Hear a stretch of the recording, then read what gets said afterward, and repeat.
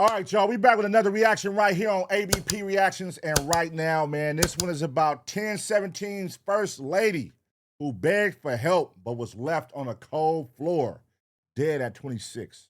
Let's go. When we talk about Gucci Mane's 1107 records, everybody brings up the same curse. The shootouts, the prison sentences, the boys who didn't make it. But nobody talks about the first lady. That's Enchanting, the 26-year-old girl who built Trap and Blues. In 2020, she signed a major deal. Her hit Track and Field pulled in millions of views. Then she was gone. She wasn't taken by a bullet. She wasn't taken by a rival gang. She was taken by an industry that bought her addiction for millions and left her to detox on the living room floor. Let's get into it. What? In the concrete heart of Fort Worth, Texas, Channing Nicole Larry was turning her real-life trauma into 808s, completely unaware that the very pain she was trying to escape was about to become her most profitable asset. Look, growing up in the Stop 6 neighborhood isn't a fairy tale. You learn to carry a heavy spirit before you even know how to drive. She didn't just wake up one day and decide to invent a new sound. She had to. The music she made, that trap and blues sound, wasn't a marketing strategy. It was a survival tactic. Trap and When blues. you listen to her early tracks, you don't just hear a beat. You hear a young black woman pleading with the universe. I listened to that raspy, haunting voice of hers, and it hits me right in the chest. You cannot manufacture that kind of soul in a shiny Los Angeles studio. You have to bleed for it. You have to live it, and she was living it hard. How many of y'all hip to her music? Enchanting, How many of y'all hip to her music, man? What'd y'all think about her? Before the major labels ever knew her name, she dropped an independent project called Love and Drugs. The title wasn't a gimmick. It was a literal diary entry. She was self-medicating, navigating the dark waters of early addiction, just looking for a safe space to breathe and get clean. She thought the music industry might finally give her a comfortable place to heal. She didn't know yet how literal her fight for a bare, clean floor to survive on was going to become. But right then, her voice was a magnet. People were mesmerized by her authenticity. She wasn't hiding her scars. She was singing right through them. She was a wounded girl using trap blues just to survive the long Texas nights. What she didn't see coming was a multi-million-dollar hip-hop empire that was about to bottle that exact pain. That shit is crazy, man. That it seemed like, like people with addictions back in the day, it used to be like older people in your neighborhood, like when we was coming up. It was rare to see like young motherfuckers. You would have some, but that would be like niggas who was selling and then they became a user. And then be like, what the fuck? But you didn't really see a lot of young addicts compared to today. Fast forward to today. There is so many young addicts out here, niggas with life-changing addictions, man. Like at 19 years old, at 18, at 16 years old. Like, damn, you already got an opioid addiction at 17 years old, 16 years old. That shit is crazy, bruh. Like, and I feel like the way it's going is going to be younger and younger and younger because these kids are inspired by these other artists they're seeing that, and they're taking these handlebars in middle school and they're trying drugs at an earlier age now. They're doing everything at an earlier age than we was. And it's like, fuck. All you see is all these kids just addicted to drugs now. And sell it to the entire. Who's selling the fucking drugs nowadays? That's what I always be wondering. Like, our era we was the ones selling the drugs. Like, that was what was glorified. If you use drugs, you'll get kicked in the ass and tell don't come back around here, or niggas ain't gonna let you do it no more. You know what I mean? Like, niggas will not want to see their homies on drugs. Now people glorify being a drug user. Damn, my nigga was perked out last night. Like, that's not cool, nigga. Entire world. Back in 2020, before TikTok completely shattered how we consume music, back when you still had to grind through the local Texas circuits to get real ears on your sound, word started spreading about this girl.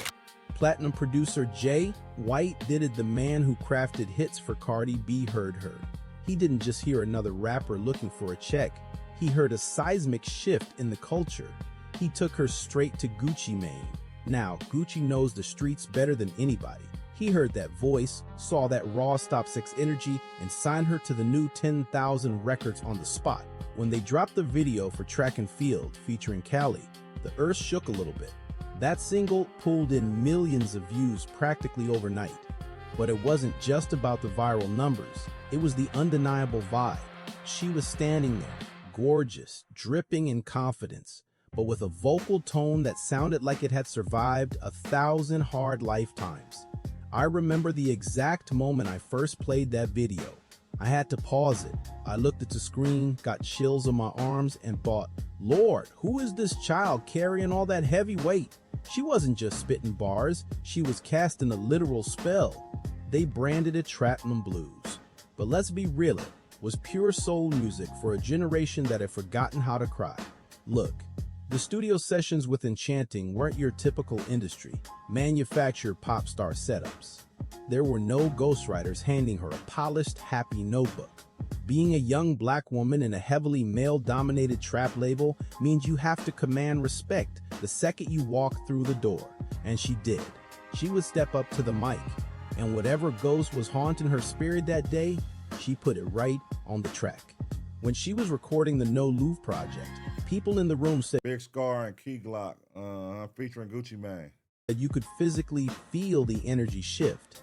She'd be quiet, observing everything, and then she'd step into the booth and just bleed over a heavy 888 beat. I can't even keep up with all the goddamn artists that Gucci Mane done signed, man. It was one point when Gucci Mane was just signing a nigga every week. Y'all remember that? It was like a nigga from Texas got signed at the gas station. A nigga from here got signed. A nigga from Austin. A nigga from goddamn Milwaukee. A nigga from here. And Gucci Mane, I'm like, dog, you are watering the brand down, nigga. I get it. Like, you living up to that MO of being a guy who discovers the next hot street artist. But it didn't seem like he was doing too much. He was taking on more than he could bear. It's like, there's no way you can focus on me as an artist if you just sign 7 other artists in the same week. But niggas are so stuck on the 10-17 clout that they was actually signing and hoping that, oh, he's going to push me. Like, bro, you just signed the week that 7 other artists got signed. He ain't got that, man, he don't even got a staff over there like that. So how he going to have enough time to focus on your music and take you serious? You know, but I get it, you know, niggas want to sign to their favorite artists. You know, they say you never want to meet your heroes, and then you look at 10-17 as a label that you want to be from, and you sign, and you be like, damn, this label ain't shit. That's how it was with us in Rock Nation. You know what I mean? With Rock Nation, it was like, oh, man, this shit terrible. She was building an entire empire, the aesthetic, the unapologetic vulnerability. Fast forward to 2022, and I want you to picture this exact moment. She is standing on stage, the flashbulbs are blinding, the bass is vibrating through the floorboards, and there's a sea of young girls screaming every single word of her lyrics back at her. She's smiling, truly smiling. For a minute, the young Texas girl who used to sing just to survive the dark nights is standing on top of the hip-hop world. She is the first lady of Nate 710. Ah, damn, that's a big-ass ring. She has the chains, That gotta be costume. the cosigns, the undeniable talent. She is glowing, looking like she finally found a kingdom that would protect her. But as she stood there soaking in the roaring applause, what nobody in the crowd knew, what she didn't even realize yet, was that the very machine paying for those bright lights was already locking the doors from the outside. In 2022, she was standing under blinding arena lights, the undeniable first lady of a new rap era. By late 2023, she had quietly walked. Wait, that's the same ring. What the fuck? Ain't that the ring she just had on, Gucci got on? They niggas sharing jewelry. Oh, Gucci, hey, Gucci loaning his artist his jewelry. Hey, go put this on out there. You gonna look like a star, shorty. Away from T17 Shri, she had quietly walked away from T7 Records. Same mesmerizing voice, same heavy crown, a completely different, terrifying reality. See, the franchise rap label system isn't a family, it's a bloodthirsty machine. They don't sign a traumatized kid from Texas to heal them. They sign them to exploit that exact trauma. When the industry realizes your pain is profitable, they will keep handing you the very poison that's killing you. Yes, because that's what we want from you. I'm talking like if I'm a label executive, right? Like if I'm whoever signed her. Like, we didn't sign you, that we didn't want the clean version of you. What made you a star is people related to you because you got drug addiction and you rapping about it, you singing about it, and you can't stop taking drugs. That's what sells. And then when you be like, hey, guys, I'm gonna go check into rehab, I'm gonna get clean again. No, no, no, no, no, no, no, no, no, no, no, not right now. Just give us another year. Give us another year because if you clean up, who wants to hear that music? You know what I'm saying? It's like the gang music. Like nobody like. That's why there ain't so many people that get in the gang that want to be Christian rappers. Because that's not where the money is at. That's not most profitable. What's most profitable is, you know, pain, talking about poverty, talking about ghetto shit, killing, shooting. That's the shit that sells, man.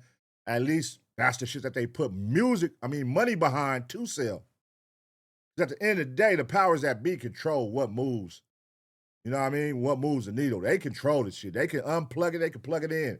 But they choose to focus on poverty, pain, ghetto shit, killing, black on black crime, all that type shit. And we out here just singing along to it. Niggas making songs about niggas dead homies. And we in the club singing, who I smoke. We in there singing and shit. We ain't shit. We ain't shit, man. We gotta do better, y'all. We gotta do better, man. We be right here condoning the fuck out this shit. Just as long as it streams well on the hip-hop playlists.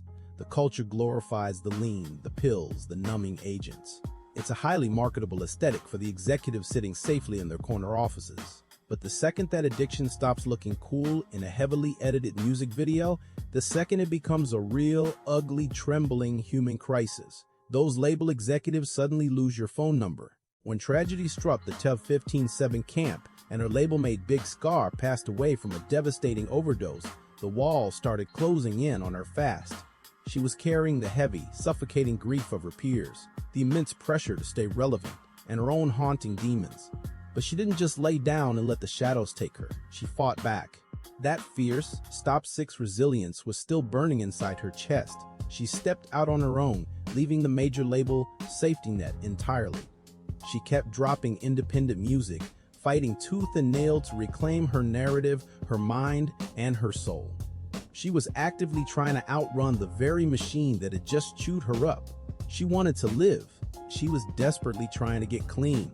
The music industry had bought her early Love and Drugs mixtape, packaged her profound pain, and made millions of dollars off her trap and blues suffering. So when Channing Nicole Larry finally decided she needed to purge the substances from her system to save her own life, where was the machine? Damn, left her hanging, huh? They left her hanging. Nah, you of no use to us. I want to go clean. Nah. If that's what you're gonna do, we'll call you back. We'll call you. They slammed the door on her. And when you say them, are we talking about Gucci Man? Because that's who finna get all. Gucci Man, you cold, bruh. They didn't fly her out to a luxury rehabilitation center in Malibu. They didn't hire around-the-clock medical staff to safely manage her severe, life-threatening withdrawals. They didn't offer a single solitary lifeline. She spent 4 agonizing days detoxing on the hard floor of her representative's house. 4 days. Sweating, shaking, fighting the absolute worst biological tear imaginable on a bare, cold floor. Remember when I said her fight for a bare, clean floor to survive on was going to become literal? This is exactly what I meant. They didn't just abandon a bad investment. They didn't just drop a failing artist. They took a bleeding girl, wrung out every drop of her soul for their Billboard charts, and left her to writhe on the ground like a stray. After those 4 agonizing days on that hard floor, her frail body simply couldn't wage the war anymore. She was trying so hard to get clean, but the grip of those substances is a demon that doesn't let go without tearing something apart. Man, that shit's crazy what drugs do to motherfuckers, man. Like, listen how hard this shit's like to get off this shit. Like, you know, and then you see people doing this shit and what they go through and the struggles to get off it. And some don't even be able to get off it. They die, they pass away. And then you still do it. Like, that'd be the crazy shit. I get it with the weed smokers. Like, I don't never look at it like with weed. But when it's like niggas taking them opioids and shit and meth and all that, and be like, bro, look at what happens to people, bro. Look at the shit that happens to people. Look at Delonte West, man. Nigga was in the NBA. Next thing you know, he over here washing cars with a goddamn stuffed animal. On June 10, 2024, the immense physical toll of her battle, complicated by an accidental overdose involving oxycodone and benzodiazepine, forced her exhausted heart to give out. Damn. She went into cardiac arrest. But listen to me, she didn't just fade out quietly in the dark. Even as her physical heart failed, that fierce Texas spirit was still throwing punches. They rushed her to the intensive care unit, where the cold, sterile beeping of life support machines replaced the heavy, soulful beats she used to command. Outside those hospital walls, the panic was setting in. Her blood sister, Kai J, was desperately pleading with the universe on social media, telling everyone she's still fighting. She was holding on to every shred of hope, praying her sister would just open her eyes and come back home. But the damage inflicted by the industry's poison was just too deep. In the quiet, devastating early hours of June 11, the fight finally ended. Channing Nicole Larry took her last breath at just 26 years old. The crushing reality of her passing didn't come from some polished, labeled press release. It came straight from the streets that loved her. It hit when her close friend CJ Casino posted the raw, agonizing truth that shattered everyone. They pulled the plug, bro. You will forever be the princess of Stop 6. A true star, we gon' all miss you. That was the hollow copy and paste sentence that flooded Instagram the minute the news broke. The exact same executives and industry players who wouldn't answer the phone when she was begging for help to detox were suddenly the first ones to post a picture of her looking beautiful, securing their engagement numbers for the day. That's fucked up, man. That's fucked up. So y'all didn't want to help her. See, that says a lot about this shit, man. Niggas is fake, bro. Like, fake as a motherfucker. Y'all watching me go through this addiction, this Oxycontin addiction. If you really love me, now hear me out. I get it if you don't have no ties to me in that fashion on some love shit and you just showing support just because you knew of me and you have respect for me, rest in peace. But when you get on here acting like, oh, you my sis, oh, I loved you, I'm gonna miss you, you always gonna be the first lady, you always gonna be the princess. Nigga, where was you at? You knew I was going through this shit. You could have helped me, you know, but heavy is the head that wears the crown, man. Like, with a Gucci Mane situation, you try to take on so many artists at one time, and then the world looks at it like it's your responsibility, Gucci. That's why you got to slow down, man. And then you don't know how to tell artists you being so fake. And I don't even think it's being so fake. I think in your mind, you still think you Gucci from 10 years ago, 15 years ago type shit, where you can still make a nigga pop with ease. But hell, you're not even really popping right now. So I think that's what it is. Gucci got to let go of that. It was once upon a time when Gucci was breaking a lot of motherfuckers, man. Gucci is responsible for a lot of artists and producers. It was a time when Gucci was like the hood A&R, like the greatest hood A&R ever out of Atlanta. He was discovering all type of producers, all type of artists. But I think that touch is now gone. But he still thinks he has it.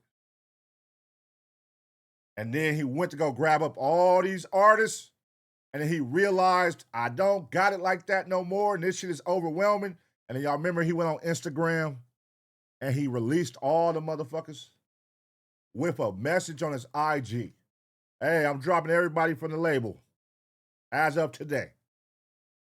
Nigga, like, I remember that shit. I'm dropping everybody from the label as of today. Except for Fujiano and goddamn Pooh Shiesty. Damn. It's a sick, twisted performance. The silence that followed was deafening. The microphones were turned off, the studio sessions were canceled, but the cash register never stopped ringing. Because that's the darkest part of the music business. An artist's streams always skyrocket the week they die. Almost immediately, posthumous tracks started getting lined up for release. The music she bled for, the vocal tracks she recorded while she was crying out for help, are still being packaged and sold. And you have to sit back and ask yourself, where is all that royalty money actually flowing? Is it going to the family in Fort Worth who had to bury their 26-year-old daughter?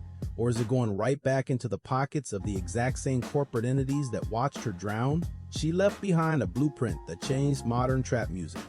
She gave a voice to the wounded, creating a space for women to be both incredibly tough and heartbreakingly vulnerable at the exact same time. But the industry didn't learn a single lesson from her sacrifice. They didn't change the contracts, they didn't implement mental health safety nets, and they certainly didn't stop promoting the deadly cocktail, pills, and lean. Well, I don't know. Why would they do that? Nope. Because that's what y'all want to hear, right? That's what's cool. That's what y'all like doing. Well, this artist right here, that's what they love. So guess what? You're going to be the voice for them. All the little young kids that like to take these drugs and take lean. Yeah. Matter of fact, hey, make sure y'all put a lot of lean bottles in the video. Put them all over the floor. Put them all in the background. Put them all here. Matter of fact, wear a shirt that say it. Wear a shirt. Cough syrup. Desto Dub. Get all the Desto Dub clothes. All these kids walking around. Hey, listen, man, get your chili, man. But goddamn, man, when you got the dark side of it, where these people are 26 years old fighting addiction and dying over it, is crazy. Just weeks after she was Young. laid to rest, the great machine simply wiped the blood off its gears, reset the board, and started scouting the internet looking for the next young, traumatized girl with a beautiful voice to crown the new queen of trap numb blues. Now, when I look at the music charts today, I see a lot of shiny names, but I don't see that raw Stop 6 fire anymore. Channing's favorite microphone in that Texas studio is probably sitting under a layer of dust by now, but her haunting voice is still out there, floating through the headphones of every girl who feels like the world is just a little too loud and way too cold. It's the ultimate heartbreaking paradox, isn't it? She gave the world a beautiful soundtrack to survive our darkest nights, but when her own midnight finally came, the very people who got rich off her spirit didn't even bother to leave a light on for her. To my sisters watching this right now, I need you to really hear me. Please don't ever let them turn your survival or your trauma into a corporate brand. Your internal peace, your mental health, and your precious spirit are worth infinitely more than any record contract or any fleeting moment of fame. You have to love yourself enough to protect your soul and walk away before the machine decides you're finished. All right. Rest in peace to Enchanting, man. 26 years old, gone too soon, man. Shit, man, that shit ain't cool. Like they said, don't let them monetize your addiction, man. Don't let them monetize your addiction and think, hey, this is the only way we're gonna sell. We need you to stay on drugs. We need you to keep going. And they'll fund that shit. They'll buy it for you.